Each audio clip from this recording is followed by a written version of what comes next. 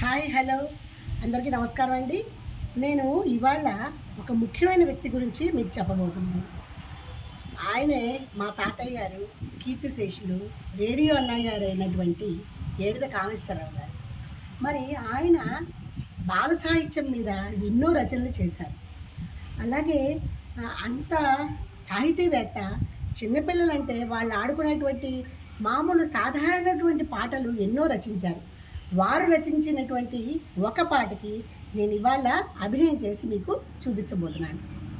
కోకిల కంఠంతో పోటీ పడి పాడితే నేను నెగ్గానే కానీ ఆ కోకిల కంఠంలోని మాధుర్యం నాలో శాశ్వతంగా ఎలా ఉంటుంది? అబ్బే,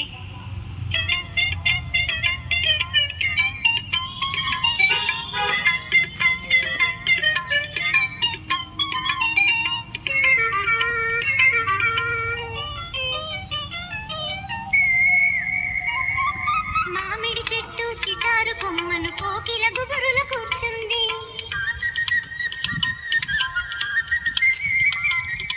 మామిడి చెట్టు చిటారు కొమ్మను కోకిల గుబురుల కూర్చుంది. కోకో అంటూ